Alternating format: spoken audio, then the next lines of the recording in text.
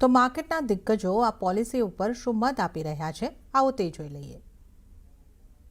जब वो increasing interest rate cycle चालू होता है उस समय ही मार्जिन एक्सपेंशन होता है और जब डिक्रीजिंग इंटरेस्ट रेट साइकिल में वो margin contraction net interest margin के ऊपर बैंकिंग को हमेशा होता है क्योंकि वो दी असेट साइड वो फ्लोटिंग रेट ज्यादा है वो जब वो इंटरेस्ट रेट इंक्रीज होता है उस समय the yield on advances increases but वो टाइमिंग डिफरेंस वो कॉस्ट ऑफ डिपॉजिट इंक्रीज होने के लिए होगा.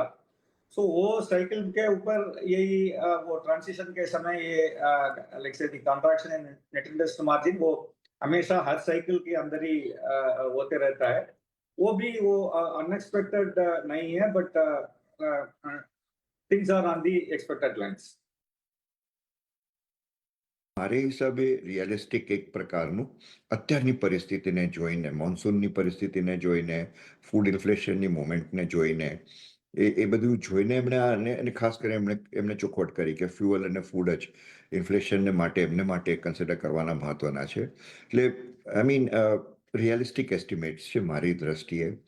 અને આઈ મીન સારી વસ્તુ એ છે, પોઝિટિવ આનંદની વસ્તુ એ છે કે બંને તરફ ઇન્ફ્લેશનને આઈ મીન કંટ્રોલમાં અને સાથે સાથે ગ્રોથનું થોડું સ્પોર્ટ આપ્યું, થોડું વધારે એમને એસ્ટિમેટ આપ્યા છે. એટલે ડેફિનેટલી માર્કેટ માટે તો બહુ અને ઇકોનોમી માટે પણ બહુ સારા ચિહ્નો છે મારી દ્રષ્ટિએ. ઇન્ક્રીઝ છે જીડીપીમાં એ આવે છે બીકોઝ કે તમારું ઇન્ફ્લેશનનો જે ફોરકાસ્ટ છે એ નીચે આવ્યું છે. એટલે ઇટ ઇઝ નોટ કે ગ્રોથ ડ્રીવન ગ્રોથ ઇન્ક્રીઝ છે.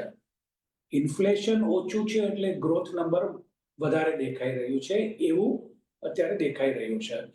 એટલે એને લઈને મારા ખ્યાલ પ્રમાણે જે ન્યુટ્રલ સ્ટાન્સ અને પોલિસીનો રેપો રેટ એમણે જે સ્ટેડી રાખ્યો છે, મારા ખ્યાલ પ્રમાણે આખું વર્ષ FY27માં કોઈ ચેન્જ દેખાઈ નથી રહ્યું, ના તો ન્યુટ્રલ સ્ટાન્સમાં ના તો પોલિસી લેવલ્સમાં.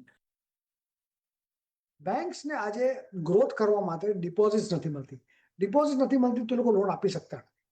તો ડિપોઝિટના ફેક્ટરમાં બી જો તમે જુઓ તો આપણો ઇશ્યુ એમ છે કે બેંક્સને કહે છે આપણે કે ભાઈ મહેનત કરો, વધારે ડિપોઝિટ લાવો, પણ ઇન્સેન્ટિવ નથી આપતા. ટેક્સનો જે કન્સેશન્સ જોઈએ છે તે હોવા જોઈએ. બીજી વાત એ છે કે ડિપોઝિટના રેટ તમે ઓપન અપ કરી નાખો કે ભાઈ તમારે કંઈ ઇન્સેન્ટિવ્સ આપશું અમારે કે ભાઈ તમે વધારે ડિપોઝિટ લોકો પાસેથી આવો. સિનિયર સિટીઝન્સના માટે વધારે રેટ આપવાની જરૂર છે. તો ઇન્ડિયાને શું જોઈએ છે આજની તારીખમાં કે જે સેવિંગ્સ કલ્ચર જે બેંક્સના થ્રુ જે આવે છે ને એ વધારવાની જરૂર છે.